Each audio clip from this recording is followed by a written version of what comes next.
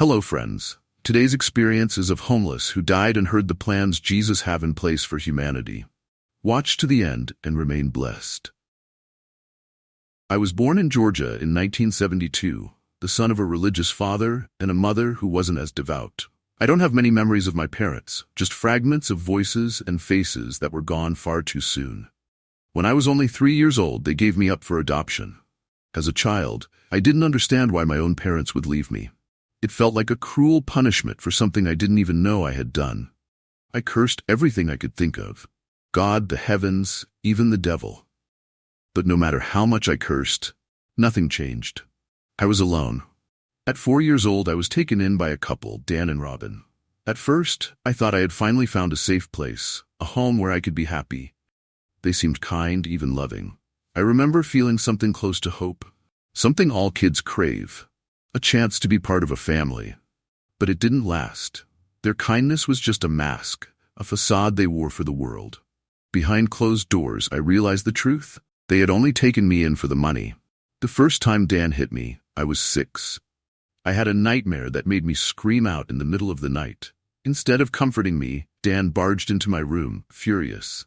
"You want to scream? I'll give you a reason to scream," he snarled.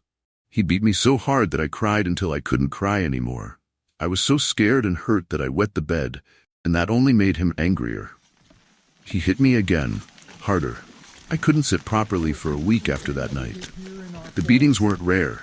They became my reality. I learned to live with the bruises and the pain. I begged God to take me away from them, but the heavens stayed silent. The people who were supposed to protect me didn't. I wasn't just trapped in Dan and Robin's house. I was trapped in the system itself. Nobody wanted to adopt an older child, especially one who had already been passed around. By the time I was 6, I had already been labeled unwanted. The years dragged on and the abuse continued well into my teenage years. By the time I hit my teenage years, I was carrying more than the weight of my past. I was carrying a simmering anger that threatened to consume me. I needed an outlet, something to channel the frustration and pain. That's when I discovered weight training. I started lifting weights during my freshman year of high school. At first, it was just something to escape the chaos at home, but it quickly became more than that. The clang of the weights, the burn in my muscles, the sense of control, it all felt like freedom. I started with the basics, small dumbbells and rusty plates, but I didn't stay small for long. By the time I was a sophomore, I was unrecognizable. I weighed 230 pounds, most of it muscle. The scrawny, scared kid who flinched at every loud noise was gone. In his place stood someone stronger, harder, and ready to defend himself. I wasn't just building a body, I was building armor, piece by piece, against a world that had done nothing but hurt me. The turning point came one evening, when Dan, my foster father, decided I needed discipline for talking back to Robin. He hit me like he always did, but this time something snapped inside me. Before I even realized what I was doing, I swung back. The fight wasn't pretty. Years of suppressed rage exploded in that moment. When it was over, Dan lay on the floor, battered and broken. I stood over him, breathing heavily, my fists bloodied. For the first time in my life, I felt powerful. But it came at a cost. When the cops arrived, I hoped they'd finally see the truth of what I'd endured. But Robin and her kids painted a different picture.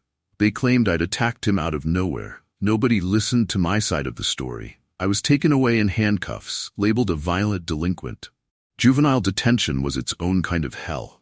The system didn't care about why I fought back. They only cared about punishing me. The walls of that place were cold and the faces around me were harder than mine. Still, I learned to survive. I kept my head down, stayed out of trouble, and counted the days until I could leave. When I was finally released 6 months later, I wasn't the same person who had walked in. My social worker, Mrs. Jones, was waiting for me. She didn't mince words. "Dan and Robin don't want you back," she said flatly. Part of me was relieved to be rid of them. But another part sank at the realization that I was back where I started. Unwanted, shuffled into yet another foster home. Each new placement felt like starting over, like trying to fit into a puzzle that didn't have a place for me. The weight of the system pressed down harder, but so did my determination to survive. When I aged out of foster care, I thought I was finally free, but freedom wasn't what I expected. At 18, I was on my own, no family, no safety net, and nowhere to go. I had a duffel bag of clothes and a bus ticket to a city I'd never been to. Mrs. Jones, my last caseworker, gave me a list of shelters and a worn-down pep talk about resilience. I appreciated her effort, but it didn't make the nights any warmer or the days any easier. I didn't have the skills or connections to find steady work. And even if I did, who would hire someone like me? I spent my first winter after foster care sleeping under overpasses, in doorways, or in crowded shelters where the smell of despair was almost as strong as the stench of unwashed bodies. Hunger was a constant companion, gnawing at my stomach like a relentless predator. Street life hardened me fast. I learned how to scavenge for food, avoid trouble, and disappear when danger was near. I kept to myself, but the loneliness was unbearable. Watching people pass by, wrapped in their lives and their warmth, made me feel invisible, like I didn't exist. The first time I tried meth, it felt like the sun had finally broken through the storm clouds. For a moment, the weight of my life lifted, and I felt alive, powerful even. That moment didn't last, but I chased it anyway. Addiction came quickly, swallowing me whole. With no money and no job, I turned to petty theft. I'd steal anything I could sell: phones, wallets, even shoes if they looked valuable enough. I knew it was wrong, but when you're desperate, morality becomes a luxury you can't afford. The overdose wasn't planned, but looking back, it felt inevitable. I was in an abandoned building with a few other users, people I barely knew but clung to for the illusion of company. The dealer had warned us the batch was strong, but I didn't care. I just wanted the pain to stop. I don't remember much after the needle went in, just a blur of panic, muffled voices, and the sensation of floating. When I woke up in the hospital, the nurse told me I'd been brought in by paramedics. "You're lucky," she said, but I didn't feel lucky. I felt hollow, like I had crossed a line I couldn't come back from. When death claimed me, it wasn't the clean release I'd imagined. There was no bright light, no gentle beckoning. It was sharp, sudden, and suffocating. The last thing I remembered was the hospital room, the dim hum of machines and the distant chatter of nurses. Then nothing. It was as though someone had flipped a switch, plunging me into absolute silence. My body felt like it had dissolved, but my awareness remained, suspended in a void so black it felt alive. I thought I was dreaming at first, but the weight of it pressed down on me. This wasn't a dream. It was a reckoning. The darkness wasn't empty. It had a pulse, a presence that wrapped around me like chains. I couldn't see or touch anything, yet I could feel everything. The regrets I buried, the pain I inflicted, the choices I ran from. They swirled around me, a storm of guilt and memory. Then came the whispers, faint at first, growing louder with every moment. Voices, familiar and foreign, echoed all the words I'd ignored in life, the warnings, the reprimands, the desperate cries of others I'd hurt or neglected. I don't know how long I drifted in that darkness. Time didn't exist there. The absence of light wasn't what terrified me. It was the absence of hope. At some point, the whispers faded, replaced by an overwhelming presence. It wasn't a voice, not at first, but an understanding, a question pressing into the deepest corners of my soul. Why? Why had I turned away when love was offered? Why had I clung to anger and despair when there was a chance for redemption? The presence grew stronger, filling the void with both comfort and dread. I wanted to hide, but there was no place to go. "What do you want from me?" I screamed into the nothingness, my voice raw with anguish. Then came the words, not spoken but felt, vibrating through my entire being. "What do you want from yourself?" I broke. Every wall I had built, every excuse I had made, came crashing down. I wept, though I had no body, no tears. I pleaded for a second chance, for forgiveness, for anything that could make the emptiness go away. The presence didn't promise me anything, but I felt it linger, as if waiting. Waiting for what I didn't know. But in that void I realized something. The only thing I had left was choice. And maybe, just maybe, that was the beginning of something more. The void that had swallowed me suddenly shifted. A faint glow pierced the endless darkness, growing until it consumed everything around me. The light wasn't harsh. It was warm, almost alive, pulsing with a rhythm I felt was There was no longer alone. Two figures stood before me, their presence undeniable, yet strikingly different. One radiated calm, grace. His eyes held the kind of understanding that stripped you bare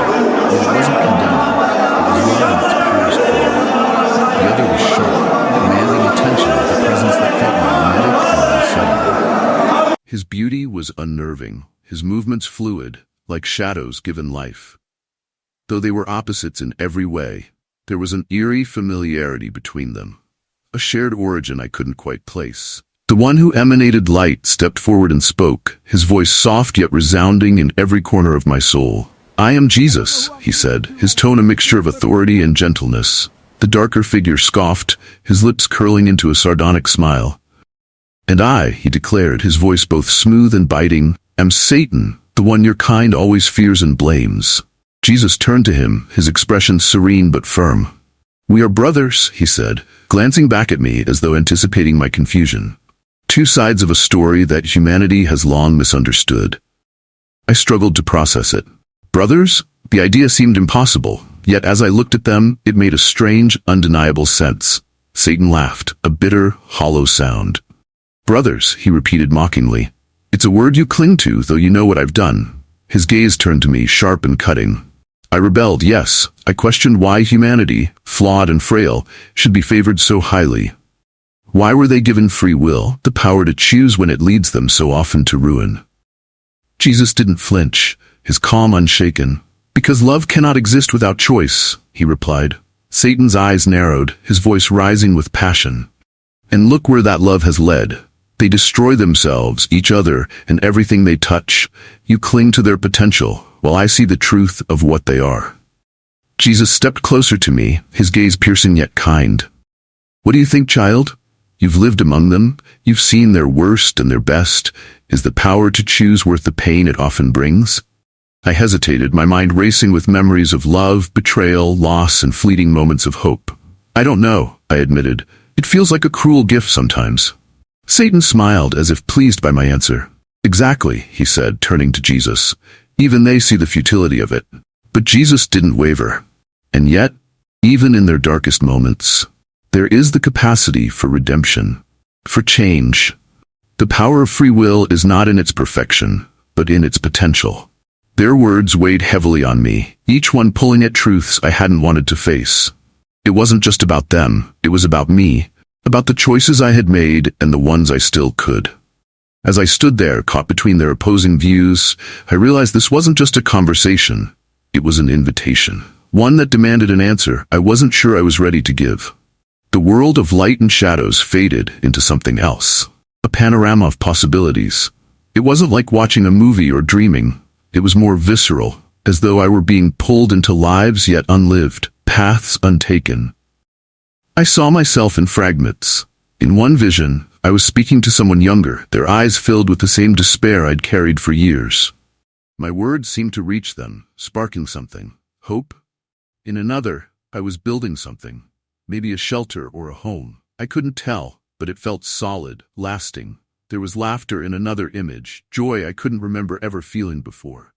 But there were darker moments too, struggles, failures, and temptations I'd have to face again. They loomed large, threatening to pull me under. Yet through it all, I felt something stirring inside me, a whisper I could barely hear, but couldn't ignore. "This is what you could be?" Jesus said, his voice soft like a melody threading through my thoughts. Satan's voice cut in, sharper. "And this is what you could lose," he added, his tone almost seductive. "Why go back to pain when you've already escaped it?" I looked at them both, the weight of their words pressing down on me. "Why me?" I asked, my voice breaking. "Why should I get another chance? I've done nothing to deserve it." Jesus stepped forward, his eyes filled with compassion. "It's not about what you've done, but what you can do. The choice is always yours, but the potential for good is in you, no matter how deeply it's buried." Satan folded his arms, smirking. "And if you fail? What then? Do you think you'll get another chance after this one?" I hesitated. Every fiber of my being screamed to stay, to avoid the pain I'd seen waiting for me.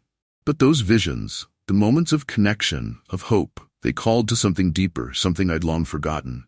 "I'm scared," I admitted, my voice trembling. "I know," Jesus said gently, "but you won't walk the path alone." I closed my eyes, taking one last breath of this strange, otherworldly space. When I opened them, I nodded, a small, reluctant motion that carried the weight of my decision. "I'll go back," I whispered. The light grew brighter, enveloping everything. As it did, I felt a pull, dragging me away from this place and back into the chaos of life. But this time, there was something else with me, a flicker of purpose I hadn't felt before. The first sensation was pain. Searing, suffocating pain in my chest, like my rib cage was being crushed. Then a voice, distant but urgent. "We've got a pulse." My eyes fluttered open briefly, met by the blinding glare of ambulance lights and the muffled clamor of medics around me. For a second, I thought I was still in the void, stuck between worlds. But the sharp prick of a needle in my arm and the cold metal beneath my body told me otherwise. I was back to the world I thought I'd left behind. The journey to the hospital was a blur of shouted commands, oxygen masks, and the rhythmic beep of machines. Every beat of my heart felt like an echo of the decision I'd made, a fragile tether pulling me back to life. When I woke fully, days later, it wasn't to relief, it was to shame and fear. The police officer sitting at the foot of my hospital bed reminded me of why.